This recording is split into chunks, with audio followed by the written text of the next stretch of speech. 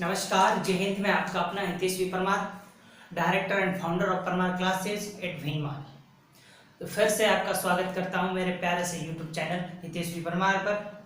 तो आपके 2 लेक्चर तो हो चुके हैं कोशिका या सेल के, जिसमें से पहला बहुत पहले अपने अपलोड कर दिया था और दूसरा 2 दिन पहले अपलोड किया है, और ये तीसरा लेक्चर। 5-6 लेक्चर में हम इसको कंप्लीट कर देंगे और बहुत ही जल्द हम इसको पूरा कर देंगे। उसके बाद हम 10वां चैप्टर लेंगे, सेल डिवीजन। ठीक है। और यदि आपको फिजिक्स और केमिस्ट्री की भी क्लासें लेनी है तो आप कमेंट सेक्शन में ज़रूर कहें, तो उसके भी लेक्चर आगे से हम अपलोड करना शुरू कर देंगे रिकॉर्ड कर। और एक बच्चों का डाउट आ रहा था, राजाओं का डाउट आ रहा था कि हम डाउट कहाँ पूछें, जो हमें डाउट आते हैं। सही डाउट है आपका, तो एक इंस्टाग्राम आईडी है हितेश परमार करके, जाइए सर्च कीजिए और फॉलो कीजिए। वहाँ मुझे डीएम कीजिए जो आपका डाउट है। बिल्कुल 24 घंटों के भीतर आपके डाउट का जो सॉल्यूशन होगा आपको दे दिया जाएगा। यदि आपको कॉल करने की जरूरत पड़ी तो कॉल भी कर दिए जाएंगे, बट जितना हो सके मेरी तरफ से मैं पूरी हेल्प करूँगा। ठीक है, तो चलिए फिर अपन लेक्चर को स्टार्ट करते हैं। जो पिछला लेक्चर था, लेक्चर नंबर 2, उसमें एक टेक्निकल इशू के कारण वो लेक्चर 25 मिनट का था पर 20 मिनट का ही बता। उसमें एक लास्ट लाइन थी, वो छूट गई थी। उसमें मैं इसको स्पेशल पॉइंट पढ़ा रहा था, स्टार पॉइंट। स्टार पॉइंट में मैंने बताया था कि मानव शरीर की सबसे छोटी कोशिका है शुक्राणु। क्या है? शुक्राणु। और सबसे बड़ी कोशिका कौन सी है? मादा अंडाणु। कौन सी? मादा अंडाणु। तो ये आपके लिए आपको याद करना है। स्टार पॉइंट आपको बता ही दिया था कि उसमें कुछ नहीं करना है, सिर्फ आप याद ही कर सकते हैं। वो कोई कंसेप्ट नहीं है उसमें, वो फैक्ट वाली बातें उनको याद करनी है। ठीक है, तो अंडाणु की संरचना तो आपको रिप्रोडक्शन में पढ़ा दी जाएगी। ठीक है, सबसे छोटी शुक्राणु, सबसे बड़ी अंडाणु और सबसे लंबी कोशिका हमारे शरीर की पूछी जाती है तो आप क्या बताएंगे? न्यूरॉन। क्या बताएंगे? न्यूरॉन। ब्रेन सेल होती है न्यूरॉन आपके मस्तिष्क में। आपके पास मस्तिष्क है? होगा, बिल्कुल, भगवान ने सबको दिया है। यदि आपको शक है अपने आप पर तो न्यूरोलॉजिस्ट, एक अच्छे डॉक्टर के पास जाएं, उसको बोलें कि एमआरआई करें, वो फिर आपको बताएगा कि हाँ आपके पास है ब्रेन। सबके पास होता है, आपके पास क्यों नहीं होगा? कहीं कहते खर्च क्यों करें, हमारे पास है तो हमारा है, भगवान ने पैक दिया है, पैक ही लौटाएंगे भगवान को। प्रभु को नाराज कैसे कर सकते? कुछ नाराज मत कीजिए। तो जो पिछला बाकी था वो बता दिया। Lecture number 3, cell the unit of life, जीवन की इकाई, हिंदी माध्यम के लिए। तो आपके एनसीईआरटी में कुछ बेसिक पॉइंट चल रहे हैं। इस सेक्शन से ज्यादा सवाल नहीं आते, ऊपर वाले से नीचे से आते। ऊपर वाले सेक्शन से ज्यादा सवाल आते नहीं है, तो इसको फटाफट आपको याद करवा देते हैं, आपको समझा देते हैं। आप नोट करना चाहे तो नोट कर लें, नहीं तो देख लें। ठीक है। कोशिका शरीर में विभिन्न प्रकार की, मतलब विभिन्न आकार एवं आकृति में पाई जा सकती है। कोशिका है जो हमारे शरीर हुआ या पादपों के शरीर हुआ, उनमें उसके शेप एंड साइज अलग अलग हो सकते हैं। आकार की तो मैंने बात की थी कि इसके आकार विभिन्न प्रकार के, जैसे आरबीसी की आकार 3 से 5 माइक्रोमीटर तक होता है, और अलग अलग जीवों में अलग अलग कोशिकाएं अलग अलग आकार की होती हैं, उनकी आकृति भी अलग होती है। एनसीईआरटी में कुछ डायग्राम बना के दिए, तो वो आपको मैं समझा देता हूँ। ठीक है, देख लो, पढ़ी जाती है। जैसे आरबीसी होती है तो आरबीसी का आकार होता है गोल, राउंड एंड बाइकॉनकेव, द्वि अवतलाकार। आपने अल्पलिबे की जो 2 रुपए वाली चॉकलेट आती थी, आपने खाई हो, तो जिस प्रकार वो दबी रहती है अल्पलिबे की उसी प्रकार से ही ये होती है अपनी आरबीसी। शायद किस प्रकार से यदि आप देख पा रहे हैं तो आरबीसी ऐसी होती है, किसी द्विअवतलाकार। द्विअवतलाकार बोले तो यूं दोनों ओर से दबी हुई, कैसी?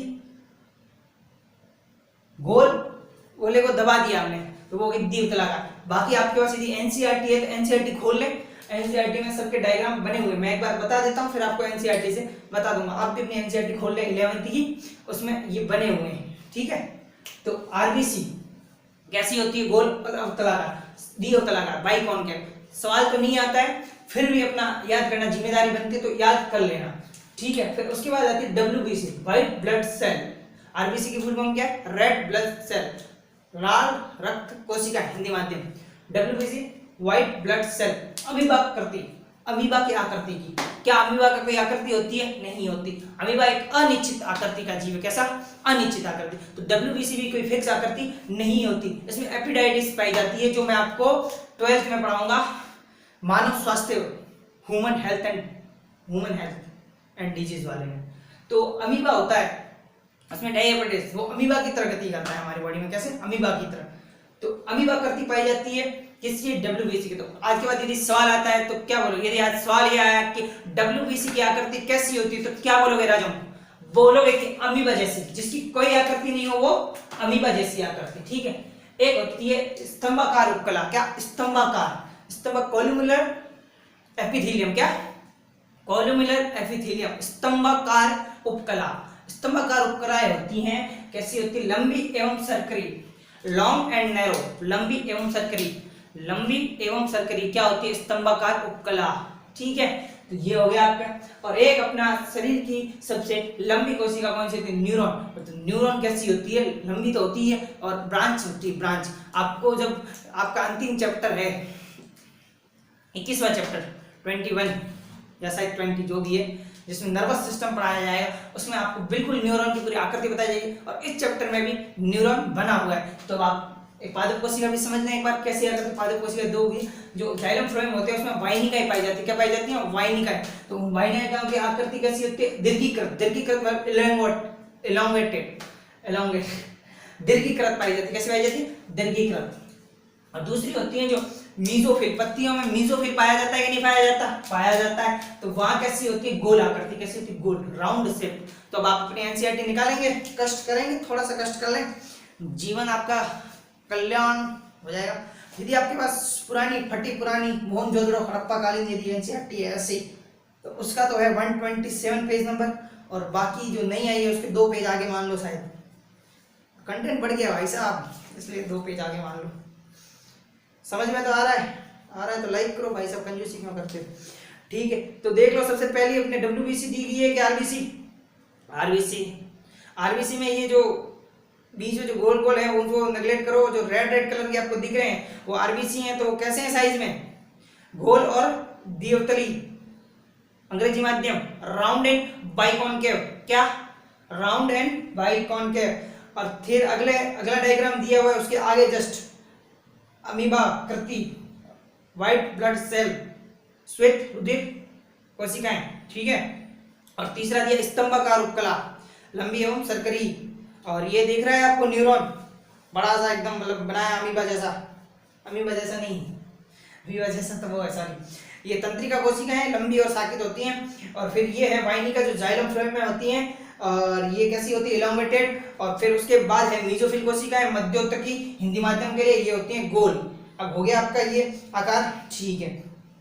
इस टॉपिक से आपके सवाल नहीं आते हैं, बट पढ़ाना तो पड़ता है, दिया है, ठीक है। एनसीईआरटी का काम खत्म हो गया। एनसीईआरटी में देख लें आप, याद कर लें, चित्र बना के तो मैं समझाता, पर अभी समय नहीं है, सिलेबस आपका बहुत ज़्यादा बाकी है और एग्जाम इस बार जल्दी होंगे। शायद जल्दी बोले तो मतलब कोरोना काल की वजह से डिले हो रहे थे पिछले 2 सालों से, इस बार डिले नहीं होंगे। लगभग तीसरी लेवल नहीं आएगी, उसके भरोसे नहीं बैठे, कोई नहीं होगा इस बार प्रमोट, सबको एग्जाम देना है। भाई साहब खुशी की लहर दौड़ गई भाई साहब की बार। बाजी वालों मेरे जो जूनियर थे सबके 100% आए भाई साहब, मिठाइयाँ बांट रहे हैं, उनकी औकात नहीं थी 60% लाने की। कोई नहीं, किस्मत की बात होती है, आपकी भी किस्मत रही तो हो सकता है, ठीक है। तो कल क्या पढ़ा था आपको एक थोड़ा सा रिवाइज करवा देता हूँ आज का, फिर अपन आगे बढ़ते हैं। कल मैंने आपको बताया था जो सेल थ्योरी है वो किसने दी? एम सेल्डन और टी स्वान। अब इसमें बच्चे कंफ्यूज कहाँ होते हैं, कौन जूलॉजिस्ट था और कौन बॉटनिस्ट था। तो जो एम स्लाइडेन था वो बॉटनिस्ट था, और टी स्वान, स्वान मतलब कुत्ता, कुत्ता क्या होता है? जंतु, तो वो क्या था? जूलॉजिस्ट, ठीक है। ये आपके कंप्लीट हो गया। कौन कहाँ से था? जो जर्मन से थे, कौन? M Schleiden. और ब्रिटेन से कौन से? ब्राथनिकी। कुत्ते कहाँ के होते हैं? ब्रिटेन के, अच्छे, ठीक है, याद रख लेना, हो जाएगा याद, ठीक है। बस इतना सवाल है। उसके बाद एक फेमस एनसीईआरटी नीट का फेमस सवाल है, मॉडिफाइड रूपांतरित कोशिका सिद्धांत, मॉडिफाइड सेल थ्योरी किस महावैज्ञानिक ने दी? उस महान वैज्ञानिक का नाम था रूडोल्फ किर्चॉफ, और उसने क्या लैटिन भाषा में शब्द बोले थे? अवनिस सेलुला ई सेलुला। क्या? अवनिस सेलुला ई सेलुला। इसका हिंदी में अर्थ क्या होता है? हिंदी में अर्थ होता है जो पुरानी सेल थ्योरी थी उसकी कमी क्या रह गई थी? ये कमी रह गई थी कि वो ये नहीं बता पाए थे कि सेल बनती कैसे। तो उन्होंने बताया था कि सेल है जो पुरानी वाली कोशिकाओं से ही निर्मित होती है। तो एनसीईआरटी आपकी क्या लिखती है? एनसीईआरटी लिखती है जो नई कोशिका है वो शरीर में उपस्थित पूर्ववर्ती कोशिकाओं से निर्मित होती है। तो आपकी सेल थ्योरी क्या कहती है? पहला पॉइंट उसका, मानव हो या जंतु हो, कोई भी जीव हो, उसका शरीर कोशिका एवं कोशिका उत्पादों से बना होता है। और दूसरी लाइन अमरीश सेलुला ई सेलुला, इसका अर्थात जो कोशिकाएं हैं, जो नई कोशिका है वो हमारे शरीर में उपस्थित पुरानी कोशिकाओं से निर्मित होती हैं। आपकी एनसीईआरटी कहती है नई कोशिका पूर्ववर्ती कोशिकाओं से निर्मित होती हैं। तो सही है, आ रहा है समझ में? नहीं आ रहा है तो बॉर्नवीटा पियो, हॉर्लिक्स पियो, बादाम खाओ, फिर भी नहीं आता है तो फिर एमआरआई कराओ डॉक्टर को, फिर एंटीना में दिक्कत है आपकी, तार गलत जगह जुड़ गए भाई साहब, तारों में समस्या है। और तारों ठीक है। और उसके बाद मैंने आपको स्टार पॉइंट बताया था, स्टार पॉइंट पे मतलब सबसे छोटी कोशिका कौन सी है? सबसे छोटी कोशिका पीपीएलओ माइकोप्लाज्मा, जिसकी साइज क्या होती है 0.3 माइक्रोमीटर, अर्थात जीवाणु से 10 गुना छोटी। जीवाणु की 3 से 5 माइक्रोमीटर होती है, जबकि वो 0.3। और उसको माइक्रोबायोलॉजी का जोकर या प्लांट किंगडम का जोकर कहा जाता है। क्यों कहा जाता है पता है, देख लेना वीडियो, ठीक है। और उसके बाद आज का तो पढ़ ही लिया। स्टार पॉइंट में दूसरा पॉइंट था सबसे बड़ी कोशिका शुतुरमुर्ग का अंडा, फिर मानव शरीर की सबसे बड़ी कोशिका अंडाणु, मानव शरीर की सबसे छोटी कोशिका क्या शुक्राणु, मानव शरीर की सबसे लंबी कोशिका न्यूरॉन। ठीक है, ये चीजें होंगी स्टार पॉइंट में, इनको याद करना होता है। ये भी लगभग याद करने वाला ही है। ये पोर्शन हो गया अपने बाद। इसके बाद एनसीईआरटी का एक अच्छा सा टॉपिक है प्रोकैरियोट और यूकैरियोट में डिफरेंस, क्या अंतर, प्रोकैरियोट और यूकैरियोट। ये बहुत बढ़िया टॉपिक है, यहाँ से सवाल बनने के चांस हैं, तो इसको थोड़ा गहराई से पढ़ेंगे। एक बार पानी पी सकते हो तो पी लो, और लंबी गहरी सांस ले सको तो वो भी ले लो। सांस लेते रहे भाई साहब, कहीं तो बेहोश पड़े। क्या मास्टर क्या पढ़ाता है? हे मास्टर थोड़ा धीरे पढ़ा, धीरे पढ़ाए, धीरे पढ़ाए क्या? ना मास्टर, धीरे पढ़ाओगे तो सिलेबस कैसे होगा? वो भी सही है, सब तो नहीं हो सकता भाई साहब कि धीरे पढ़ाओ और सिलेबस करवाओ। धीरे पढ़ाएंगे तो फिर 2024 में सिलेबस खत्म होगा, सही है ना? ठीक है, तो थोड़ा सरतर सही बढ़िया है, मतलब आ रहा है समझ में। तो नहीं आ रहा है तो फिर हम क्या कर सकते हैं, आपके घर कॉल कर देना, लाइव आके बैठ के सामने बैठ के पढ़ाएंगे। और किसी को ऑफलाइन कोचिंग ज्वाइन करनी हो जो हमारे आसपास एरिया से हो, तो इंस्टाग्राम पे मुझे मैसेज करें। आपके लिए नए बैच लॉन्च हो रहे हैं, जल्दी से मैं पढ़ाऊंगा फिजिक्स, केमिस्ट्री, बायोलॉजी, और आपके ऑनलाइन मोड में रहेंगे दिल्ली एम्स और एम्स ऋषिकेश से 2 बेहतरीन अध्यापक जो मेरे थे मतलब क्लास में, तो वहाँ पढ़े हुए हैं भाई साहब। उनके मार्गदर्शन में रहना हो तो कर लीजिएगा डीम। पैसे वैसे ज़्यादा है नहीं, बहुत कम निःशुल्क सेवा देते हैं हम तो, निःशुल्क तो नहीं है, उसके थोड़े पैसे हैं। लाइट का बिल लेंगे, लाइट का बिल, ठीक है। तो अभी प्रोकैरियोट और यूकैरियोट में अंतर पढ़ लें। चलिए तो देख लेते हैं प्रोकैरियोट और यूकैरियोट में अंतर क्या है। प्रो मतलब पुराना, यू मतलब नया, ठीक है। तो जो पुरानी कोशिका होती है बैक्टीरियल सेल होती है, उनमें प्रोकैरियोटिक कोशिका पाई जाती है, और जो नए हैं हम में यूकैरियोटिक पाई जाती है। तो यू किसमें? हम में। यू किसमें? हम में। यू मतलब तुम नहीं, हम। यू मतलब हम, ठीक है। तो यूकैरियोटिक किसमें पाई जाती है? हम में। मॉडर्न जीवों में। हम मॉडर्न है कि नहीं है? हैं। आप आदिमानव हो, नहीं आप भी मॉडर्न हो, ठीक है। तो प्रोकैरियोटिक क्या होता है? मतलब पुरानी कोशिकाएं। पुरानी कोशिकाएं प्रोकैरियोटिक प्रकार की होती हैं, जिसमें चलिए तो आपको अभी बताया कि जो 2 प्रकार की कोशिकाएं होती है, प्रोकैरियोटिक और यूकैरियोटिक, ठीक है। तो अभी जिसमें जो प्रोकैरियोटिक होती हैं उसके बारे में पहले पढ़ लेंगे, फिर उसके बाद यूकैरियोटिक के बारे में पढ़ लेंगे। शायद हो सकता है कि यूकैरियोटिक नेक्स्ट लेक्चर में आए, क्योंकि ये लंबा हो सकता है कि इसका फिर चैप्टर फिर अपलोड नहीं होते लंबे लंबे लेक्चर, दिक्कत ये है, ठीक है। वो 25 मिनट का वीडियो था, वो भी 3 MB का बन चुका था, तो इसका भी ज़्यादा हो सकता है। तो चलिए फिर कोई समस्या नहीं। अभी आपको प्रोकैरियोटिक कोशिका के बारे में मैंने पहले बताया। प्रोकैरियोटिक कोशिका जिनमें सुस्पष्ट केंद्रक नहीं पाया जाता, झिल्ली युक्त केंद्रक नहीं पाया जाता, उन्हें प्रोकैरियोटिक कहते हैं। इनको हिंदी में क्या कहते हैं? असीम केंद्रित कोशिका, ठीक है। क्या कहते हैं? असीम केंद्रित कोशिका। चलिए कुछ नहीं, असीम केंद्रित कोशिका कुछ एग्जांपल है 3 से 4। बीजीए ब्लू ग्रीन एल्गी, नील हरित शैवाल। पीपीएलओ प्लूरोन्यूमोनो लाइक ऑर्गेनिज्म, क्या? प्लूरोन्यूमोनो लाइक ऑर्गेनिज्म। और तीसरा और अंतिम जीवाणु। जीवाणु 2 प्रकार के, आद्य जीवाणु और, ठीक है, आद्य जीवाणु और नवीन जीवाणु जो वर्तमान वाले, ठीक है। आर्की बैक्टीरिया और यू बैक्टीरिया, हिंदी में पता नहीं यू को क्या कहते हैं, बाहर आ जाए। सेल में जो द्रव्य भरा होता है मैट्रिक्स, उसको हम क्या कहते हैं, उसको हम कहते हैं कोशिका द्रव्य। क्या कहते हैं? कोशिका द्रव्य। क्या कहते हैं? जो कोशिका के अंदर द्रव्य बना रहता है और द्रव्य भरा रहता है उसको कोशिका द्रव्य कहते हैं, और जो केंद्र के अंदर द्रव्य भरा होता है उसके केंद्र द्रव्य कहते हैं। इसमें सूक्ष्म प्रकेंद्र नहीं पाया जाता, तो केंद्र द्रव्य और कोशिका द्रव्य में कोई अंतर नहीं होता, सारा ही कोशिका द्रव्य कहलाता है। ठीक है, किसमें? यूकेरियोट या प्रोकैरियोट? प्रोकैरियोट में। सही है भाई साहब, चलते रहिए, आगे बढ़ते हैं। ज्यादातर कोशिकाओं में सेल वॉल प्रेजेंट होती है। सेल वॉल तो प्रेजेंट होती है, पर वो सेल वॉल सत्य कोशिका व्यक्ति होती है कि असत्य? मैं आगे बताऊंगा, उनमें असत्य होती है, क्योंकि ये सेलुलोज की नहीं बनी होती, उसके अलावा कई पदार्थों की बनी रहती है, वो मैं आपको आगे बताऊंगा। ठीक है, तो इसमें सेल वॉल प्रेजेंट होती है ज्यादातर जीवों में। ठीक है, एक पीपीएल और माइकोप्लाज्मा को छोड़ दें, बाकी दोनों में पाई जाती है, बीजीए में भी नहीं पाई जाती। ठीक है, कोई नहीं। फिर आता है अपना जीवाणु पाई जाती है। जीवाणु ज्यादातर प्रोकैरियोटिक की बात करते हैं तो हमारे मन में जीवाणु ही आना चाहिए। क्या? बैक्टीरिया। आनुवंशिक पदार्थ नग्न होता है। नग्न क्यों होता है? क्योंकि आनुवंशिक पदार्थ होता है केंद्र। केंद्र किस फॉर्म में होता है? गुणसूत्र के रूप में। किसमें? गुणसूत्र। तो गुणसूत्र के रूप में यदि आनुवंशिक पदार्थ है और वो आनुवंशिक पदार्थ के चारों ओर कोई आवरण नहीं है तो उसे क्या कहते हैं? नग्न। कोई नग्न मतलब उसके ऊपर कोई आवरण नहीं है। ठीक है, यूकेरियोट में आवरण पाया जाता है, जैसे दोहरी झिल्ली, और इसमें कोई आवरण नहीं पाया जाता है, झिल्ली आवृत नहीं होती है। ये लिखा है, बहुत स्टार पॉइंट है, बहुत इंपॉर्टेंट पॉइंट है, यहाँ से सवाल आते भी हैं, और 12th का आपकी बायोटेक्नोलॉजी में तो इसका भरमार है चीज का। ठीक है, तो ये स्टार पॉइंट है, जितने पढ़ा है उसमें सबसे बेस्ट पॉइंट मुझे यही लगा, और सवाल आएगा तो यहाँ से आएगा, नहीं तो यहाँ से आ सकता है। ठीक है, कोई नहीं। कई जीवाणु में जो जीनोमिक डीएनए जो केंद्र में पाया जाता है, जो मेन सेंटर में पाया जाता है, उसके अलावा एक वृत्ताकार, कैसा? वृत्ताकार। कैसा? ऐसा वृत्ताकार, ऐसा वृत्ताकार अतिरिक्त डीएनए पाया जाता है। क्या पाया? अतिरिक्त डीएनए, जिसे क्या बोलते हैं? प्लाज्मिड बोलते हैं। राजाओं क्या बोलते हैं? प्लाज्मिड बोलते हैं। ये काली पेन से मैं अंडरलाइन कर रहा हूं, क्या बोलते हैं? प्लाज्मिड। कैसा होता है? अतिरिक्त।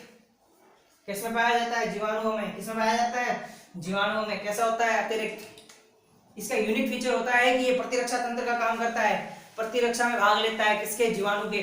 जीवाणु को पेनिसिलियम, टेट्रासाइक्लिन, एम्पिसिलिन जैसी एंटीबायोटिक्स हम देते हैं, उसके खिलाफ रेजिस्टेंस बना देता है। कौन बनाता है? प्लाज्मिड। ठीक है, तो प्रतिजैविक प्रतिरोधी बनाने का काम कौन करता है? प्लाज्मिड। किसमें पाया जाता है? जीवाणु में। कैसा होता है? वृत्ताकार। ठीक है, कहाँ पाया जाता है? जीवाणु। इसमें प्रोकैरियोटिक, यूकेरियोटिक, प्रोकैरियोटिक। तो प्रोकैरियोटिक का एक ये यूनिक फीचर है, अद्वितीय लक्षण। हिंदी माध्यम के छात्र, क्या? अद्वितीय लक्षण। अद्वितीय लक्षण लिखा है आपके लिए, अद्वितीय लक्षण। क्या? अद्वितीय लक्षण, यूनिक फीचर। किसका? प्रोकैरियोटिक का। प्लाज्मिड पाया जाता है, किसमें भाग लेता है? प्रतिरक्षा में काम करता है। ठीक है, किसमें काम करता है? प्रतिरक्षा में काम करता है। चलिए, ये हो गया। और एक और इम्पोर्टेंट बात, राइबोसोम के अलावा यूकेरियोट के समान कोई कोशिकांग नहीं पाया जाता, इसमें सारे कोशिकांग भिन्न पाए जाते हैं। किससे? यूकेरियोटिक से। ठीक है, तो हो गया। ये क्या है? प्लाज्मिड। प्लाज्मिड कैसा होता है? वृत्ताकार। कैसा होता है? अतिरिक्त होता है जीनोमिक डीएनए के अलावा। इसका मुख्य कार्य क्या है? प्रतिरक्षा तंत्र में भाग लेना। किसमें पाया जाता है? ज्यादातर प्रोकैरियोटिक जीवाणुओं में पाया जाता है। ठीक है, एम्पिसिलिन, टेट्रासाइक्लिन जैसी, पेनिसिलियम जैसी दवाइयों या प्रतिरक्षी या एंटीबायोटिक के खिलाफ ये प्रतिरक्षा प्रदान करता है। कौन करता है? प्लाज्मिड। ठीक है, आ गया समझ में? आया है तो लाइक का बटन दबा दीजिए, कमेंट में लिख लीजिए, शायद कमेंट सेक्शन पिछले वीडियो में बंद था, इस वीडियो से स्टार्ट हो जाएगा। और आपको यदि कोई भी समस्या होती है, कोई भी दिक्कत होती है, तो हितेश्वरी परमार को फॉलो कर लें, वहाँ मुझे डीएम कर लें, बिल्कुल 24 घंटों के भीतर आपके उत्तर दे दिए जाएंगे। मुझे लगता है कि आज कुछ इंपॉर्टेंट बात करके रोक लेते हैं, इसके आगे का जो यूकेरियोटिक है वो आगे बता दिया जाएगा। यूकेरियोटिक से पहले इसका एक टॉपिक है सेल एनवेलप, मतलब इसके जो कोशिका भित्ति के ऊपर जो आवरण पाए जाते हैं उनके बारे में थोड़ा सा पढ़ा दिया जाएगा। फिर फ्लैजिला के बारे में थोड़ा सा पढ़ा दिया जाएगा, फ्लैजिन क्या होता है और इसकी कोशिका भित्ति का संगठन क्या होता है। ठीक है, ये पढ़ा दिया जाएगा। फिर उसके बाद यूकेरियोटिक कोशिका, फिर उसके बाद कोशिकांग, तो कोशिकांग हो जाएंगे। कोशिकांग में आधा लेक्चर वो कल वाला और उसके आगे वाला, तो 2 लेक्चर में खत्म। तो लेक्चर 5 में हमारी कोशिका खत्म हो जाएगी। उसके बाद हम पढ़ेंगे कोशिका विभाजन। और आपके लिए एक इम्पोर्टेंट बात, क्या इम्पोर्टेंट बात ये है कि यदि आप ऑफलाइन कोचिंग का आनंद लेना चाहते हैं तो यदि आप हमारे नज़दीकी क्षेत्र में पाए जाते हैं तो इंस्टा पे DM करें, आपके लिए नए बैच लॉन्च किए जा रहे हैं। और बाकी पढ़ते रहें, खुश रहें, मस्त रहें।